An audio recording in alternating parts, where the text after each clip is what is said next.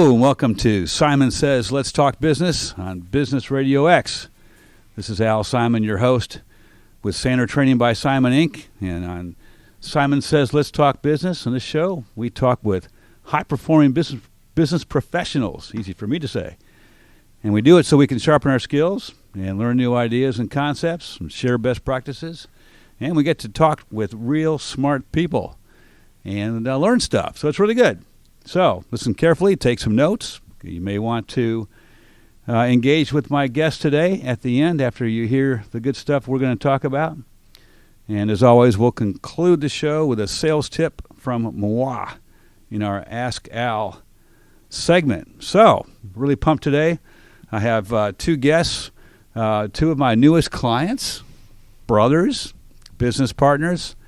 So we've got Matthew and David Barranco with Barranco Enterprises. Welcome, guys. Thanks for having us. Thank you. Absolutely. This is pretty cool because y'all are brothers, so you got a family business that you own and run, and of course I have a family business that I think I run, but I think mostly it's my partner who runs it, and I just do radio shows and stuff. So yeah, how about that?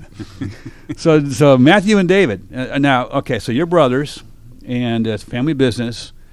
So how long you been doing it, and how's it going so far? Well, we've been doing this since 2001 out of the back of my truck, moonlighting, trying to get this thing off the ground. I asked Dave after a couple of years of seeing that this thing might have legs. Yes. And asked him if he'd like to partner up because I've always wanted my own business. God's always placed it in my heart to own my own business ever since I was in high school, mowing lawns and things like that. Right. So, okay. 2001, did it out of the back of my truck. I finally asked Dave if he'd like to come on board and help me grow this thing because he's got a great business mind and I got good hands. I can work on equipment. Okay. And so, David, your story? Well, it couldn't happen at a better time. I was going through some difficult personal circumstances. At the time, Matt asked me to come on board, and it just seemed like all indicators were pointing that way, so I jumped ship from my background in corporate America for about 10 years, and here we are. All right. Okay, so interesting thing about that, you start out, I mean, this is like the classic entrepreneur, right? The back of the truck kind of thing, yeah? Mm-hmm. How long were you working out of the back of the truck? Probably 3 years before I talked to Dave. Okay. So you did it for 3 years on your own. Yes, moonlighting. All right, because you had a day job. Yes. Okay, all right. He had a side hustle. Yeah. Right, yeah. So this became your main hustle, huh? Yes, sir. It did. All right, excellent. And then you brought David on, and then you started to grow, right? Very rapidly. But you're brothers. Yes. And so, we always think of brothers as being, wrestling in the backyard, and we did. You did, okay. So, I mean, so really, did that go badly for a while, or would it always really click? I would say it clicked right off the bat, but we also had our ups and downs. I mean, we are both very strong-willed individuals, so we might have our disagreements during the day, but at 5 o'clock, we're drinking a beer together. Yeah? Or whatever, because you actually have I've been in your office. You have the great setup of stuff that you do with Barranco Enterprises, which, by the way, we can talk about that. Is maintaining, installing, right, the beverage stuff in restaurants and mainly convenience stores, but yes, mainly convenience stores. Okay, yeah. Yes. So you've got this great setup. I've always worried when you come into our training center, like you're going to drink our coffee, you're going to go, yes, I did. This coffee is. This is second-rate coffee. We need to install a better system here, right? I still drank it. Yeah. Okay. It was good. So what advice would you give people if they're thinking about joining or starting a family enterprise? How did you make it work, and what advice can you give others for that? I would say for us, I think right off the start, both Matt and I realized we're kind of wired differently. And I think, because I know all of you listeners out there probably have family members that you're very similar to, yes, and you probably share a lot of the same passions, and you think the same way, and that sometimes doesn't work that well. And so for Matt and I, with our success in these last 20 years, he's just wired differently than I am. His strengths are not mine, and vice versa, and that's been one of the key reasons we've been successful. So I would I would make sure whoever you're starting the venture with, that those individuals have a really good understanding of each other, and that you're going to have problems. That's just the way it is. But how do you respond to those problems in a respectful and loving way? Okay, that is great advice. Yeah, and for Sherry and I, my partner and wife, she does different things than I do in the business too, and y'all have that thing too, right? You have your David, you have your stuff right. that you do. That's right. Matthew, you have your stuff that you do. And Yes. And do you ever get into each other's kitchen, so to speak? We encourage it. I think Dave has great ideas for me, and I hope I have good ideas for him. But he's smiling, but he's not nodding. So I don't know. Good thing this is radio. No, he's a great partner. I encourage his advice in my life. He's my older brother, so I take that to heart, and I take it as wise counsel in my life. So he's helped me not just in business, but in life in general. That's awesome. That is a great thing to say. Yeah, I welcome the input too from Matt. I mean, it's one of the things I really appreciate about being in my own business with my brother is, I got a trusted partner who I can bounce ideas off without fear of judgment or issues in regards to that, and that's been instrumental, I think, in our success. Yeah, and also I know that y'all welcome outside third parties to help you too. You've got a business coach, and you've got us. We got Al Simon now. That's hey, you're set for life. But you do that, and a lot of people don't believe in that. They believe in keeping things in house, and especially family businesses. They don't often look for third party help to make sure that you're on track. But y'all believe in that, don't you? Yeah, it's a biblical principle out of Proverbs about where there's many advisors. I think there's fruits in that discussion. Absolutely. Plus, if you can't necessarily think that y'all can know it all yourselves. I mean, that's where we are. We always look for our third parties to help us as well. It's good, and groups that we can join where smart people can help us out. And you've got that going too, which is great. And y'all do something really cool too for your employees, right? You've got a really great workplace where you are encouraged getting together and getting away from the desk and the phone and the computer and just having some fun, don't you? Tell us about that. I'm assuming he's talking about what we do on Friday afternoons. That's what I heard. Okay. Yeah. Ah, yes. Yeah, we around 3:00, we kind of just shut the office down, and we all just kind of go to the back of the warehouse and just kind of let loose. And there might be some beverages and cigars that are brought out, and it's a time to just kind of catch up from the week and loosen up, talk freely. Some of the greatest ideas we've had have come out of those discussions on Friday afternoons on the back dock. Okay. All right. That's great that you do that. I bet your employees really look forward to that too, don't they? Yeah, I mean, I actually got a line item in the budget now for that exact thing. Okay, it made the budget. That's it must right. be important. That's how much we appreciate the input from our employees. I mean, it started back, on the back of Matt's tailgate, just having a beer, years and years ago, and we just kind of, have continued the meeting, and it's paid off. Excellent. And, the team can feel, they feel safe to share what's on their mind. I mean, another reason for our success is a culture I think we've created there, and one of the parts about creating a good culture is there's got to be trust. And if the owners can create the environment where the employees feel safe, that they're okay to share what's on their heart, many great things can happen. Okay. Yeah, and I know that y'all have read the book, James Collins' book, Good to Great, and that you believe in making sure that your employees are in the right spots, and that they're thriving, and that you monitor that to make sure that they're thriving. If they're not, so tell us a little bit about how you handle that. Yeah, sure. So part of our vision is to create an environment where our employees and our customers thrive. And there's a reason that employees are listed first. I mean, we all believe here at Barranco that you take care of your people, they're going to take care of your customers.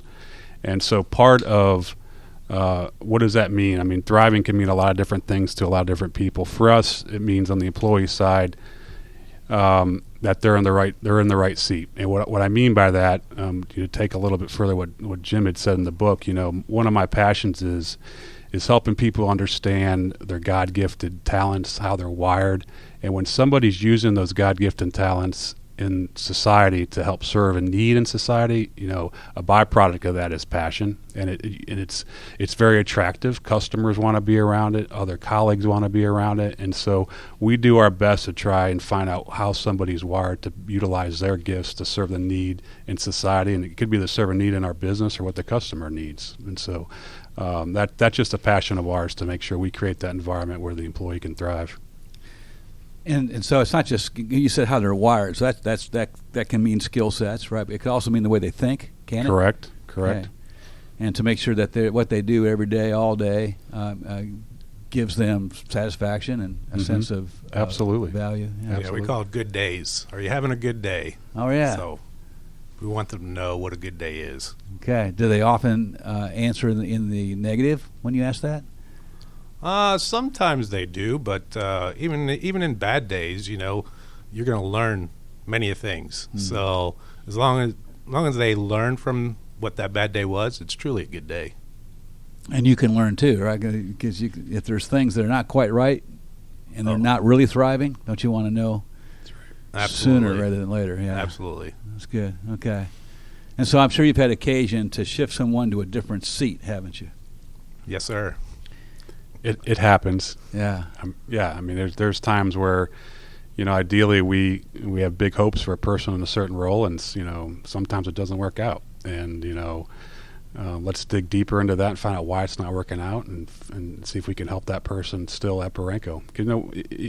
Bottom line is we want them to thrive, and sometimes that employee may not thrive at Barranco, and so we'll help them in any way we can to look outside of Barranco to see where their skills could be better utilized. Right. Okay, so y'all mentioned just a little bit ago that if you take care of your employees, they'll take care of your customers, and that is often a value that companies have, privately held companies especially have. What are the others? What are maybe the three most important attributes of Barranco Enterprises' success? Well, first and foremost is that Dave and I are God-fearing men, so God is the center of this company. It's his company, and as long as we're following and obeying where he's leading us, it's going to be successful. Doesn't have to be on revenue. Doesn't have to be what the standard world thinks is success. But as long as that Dave and I are thriving and the people are thriving, then it's a successful company to us. And I think God is the center of it. We know he's the center of it. And we know he's got big plans for us. What that is in the future, I don't know, but we're going to follow his guidance and be obedient to that calling. Excellent. All right. Really good. 2 and 3? Well, I would say, that's one of our core values is faith. I mean, right behind that would be serving others. And we kind of talked about that a little earlier about, allowing people to understand what their gifts are to serve others and that need in society. So serving others is a part of our core values. Also trustworthiness, simple truth, honesty is the best policy. We want you to tell you the truth. Passion, we talked about that earlier. That's our fourth core value. If you're doing something you love, and it's naturally going to come out as your passion, and people, and that's very attractive. We've actually had customers call me personally, I really only want you to send Brian on this job next time, because he loves what he does, and it comes out, and it's attractive, and it brings in other customers, it brings in other employees, and we want that for all of our employees, to be passionate about what they're doing. And do you see it in your employees? Are they? Absolutely. Yeah. And you can also see when it's not happening, and that's when we got to figure out what's going on. Okay. Yeah. So you must have a really interesting vetting process for new employees. Is that? Because if you're looking for trustworthiness, right, and you're looking for passion, how do you find those things? Yeah, that's a great question, Al. 5 years ago, we work in the service business, and our turnover was right at about 75%, which was horrendous, and we had to figure out, we had to do things different. We knew we had a problem, and we had to find some different things to do, and one of them was really understanding. I mentioned it earlier. How do we best understand how you're wired? Because anybody can come into an interview and wow an audience for 60 minutes. If you're a great actor or actress, you can kill it in an interview. And we got burned a few times in that. So how do we take it to the next stage? How do we put some controls in place prior to them coming in for a face-to-face interview? So we've gone down through a different sets of personality culture tests or surveys, if you will, to help us really identify who we should bring in for a face-to-face. So putting on some simple controls like that.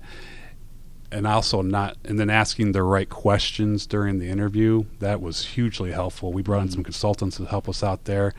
And now, that was 5 years ago, we're probably right at about mid-20s as far as our turnover rate, and very, very proud of that. And everybody knows what bad turnover is and how it's very demoralizing to the workforce. And so, Yes. with this past year of the Great Resignation, we haven't had anybody in the office quit. And we're at about 20% on the technician level as far as our turnover. So very proud of that.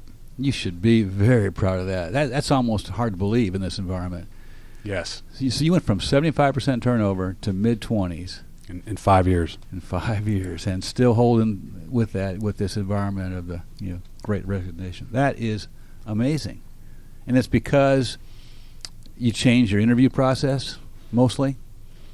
Yes, yeah, and also how we onboard, and I think the big picture and how we create that environment where that employee can thrive. And so once a new hire gets involved, gets into our system, it's apparent real quick that, hey, Barranco's doing something different here, and it's attractive to a lot of different people.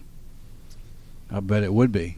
Yeah, they feel it, right? So they feel once they're on board, and they start to feel a sense of belonging, a sense of these people listen, and this is a good place to be, and I believe so. I'm kind of biased. I mean, I'm the owner, but I think if you put one of our employees in here, I think they truly would answer the same way. That is tremendous. I'm blown away by that, by these numbers. 75% down to mid-20s in 5 years. You just never hear that. That's incredible. That's great stuff. So. Obviously, y'all are successful. You have a system for your employees that makes them feel good about what they're doing and helps them to thrive. Your revenues are improving, right? And so you must have some good advice for people in terms of what has being in business together taught you over the years. Well, what are the main things that being in business has taught you all over the years? Oh, man. I'd say the number one thing for me personally has been humility. I don't do this to wow anybody. I do it to serve others. Serving others has been a passion my entire life. I've always wanted to help people. I just think that the humility of running a business is my main attribute. I mean, I don't like talking about myself, but this you asked. Hey, you're on the radio, man. You got to talk about yourself. It's important. I asked the question, yeah, so okay, you did. It's all right. It's all right. Humility, I say, is the number one thing. I never want to be in the spotlight. I want everyone else to feel like they are the center of my life. I never want to take away or detract from the other person that I am engaging with. I want them to feel like the number one person in the entire universe right then and there. Yeah. So humility, I never want to flaunt this company in anybody's face. Yeah. I don't care how much it makes. I don't care how big it is. I don't care about any of that. All I care about is that everyone that I come in contact with feels like the most important person in the world. Yeah, that's awesome. When I was a kid, Matt, I read a book by Gale Sayers. For those of our listeners who don't know, Gale Sayers was a Hall of Fame running back for the Chicago Bears way back in the 60s, maybe? That's right. Okay. Mm-hmm. And he wrote a book. The title of the book was I Am Third. And he talked about God first, others second, I'm third. And that book had a tremendous impact on my life. I still remember it, how many years later. I'm not going to say, a bunch of years later. And so, I appreciate what you're saying, Matthew. I mean, humility, which then manifests itself in serving others. Very cool. Yes. Yeah. So your advice to others might be put others first, huh? Yes, sir. Yeah. 100%. It's not about you. Very good. How about you, David? I would say for me, I'm a recovering control freak, and so over the years, you can't. I know your listeners can't see me, but my fists are all tight right now. And at the beginning of the business, it was all about me and what I could accomplish. And when I started to open my hands and to give it back to others, to give it back to the Lord, things started to change. Yeah. And so for me, one of the overwhelming attributes for me personally in the success of the business is giving up control. I mean, it's not giving up responsibilities, but giving up control. And it's not about me. It's about what we're trying to accomplish as a company, as an institution. And so that's a daily battle for me, is giving it up. Very good. Very good. I appreciate y'all coming on and sharing this with our listeners and with me. This has been great. So thank you for being with us. Absolutely. Yeah. It's our pleasure. So if any of our listeners would like to engage with you and contact you, what's the best way to do that?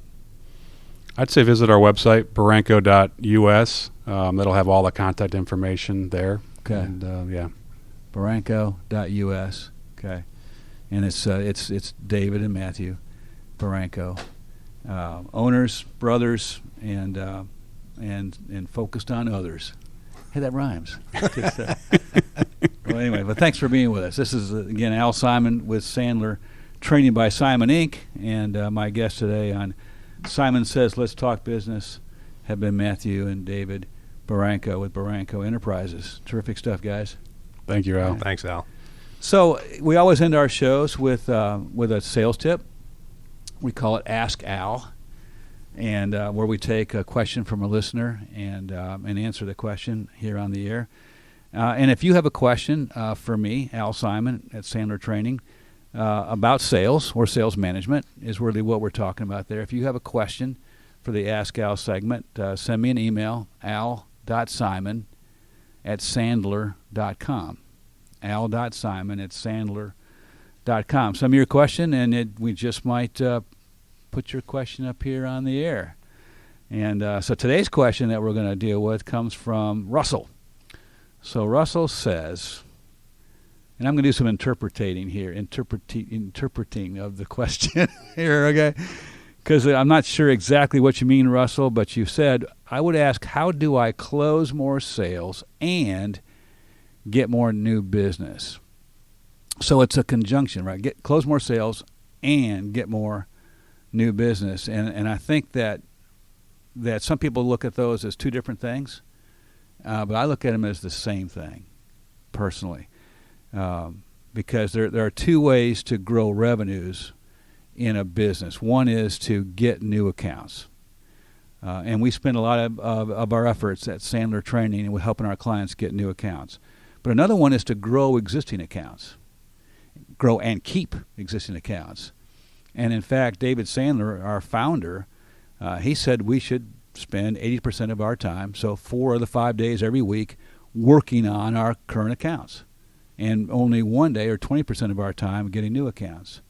He also said that you take care of your customers, and they'll bring you your next one. So and that that 80-20 thing, that may not fit your model for each of our listeners, but I think we can take a lesson from that. The lesson being lots of ways to grow revenue. But if you look at that 80% of that equation of helping your customers, really, really helping your customers, that means we have to ask more questions. We have to know what their problems are, not just in what they're currently buying from us or currently paying us to do, but also what else are they working on, and what else are they trying to solve, and what's in their way. And if we're asking those questions and we really understand our customers, which means don't do everything through email, by the way. Really talk to people.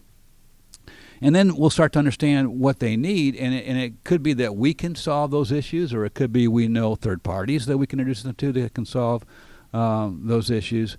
But if we're focused on helping our customers do better and thrive, then that will turn into business for us, whether it's more business with this current customer or whether it's an introduction or referral to somebody else. whatever it is.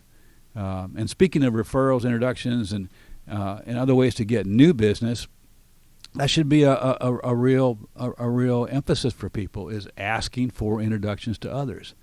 There's lots of reasons why people don't. Maybe they don't want to look desperate, or maybe they don't know how to ask, or maybe they don't want to look like they're always asking and taking. But if you're focused on them, and they know it, if you're focused on others, and if you're introducing them to others that can help them and being a connector, maybe even giving them referrals and introductions, then it's just a two-way conversation, and it works out better. And it's Emerson's law of compensation. Ralph Waldo Emerson, one of his essays, wrote about that. The idea of being a giver and a connector, and we, people label that as what goes around comes around, and it really is true. And then lastly, I would say always have a prospecting system that you're working. A lot of people who are in sales full time still don't do prospecting well. They do it haphazardly and when they have time. But we really should be focused on a prospecting system that we execute on a daily, weekly basis, where we block our calendars to do X amount of activities to get new business, and block our calendars to do X number of activities to keep and grow existing business, and we're consistent with honoring that calendar blocking. And so, Russell, I hope that answers your question, but that's what I would say. Best ways to close more sales and get new business.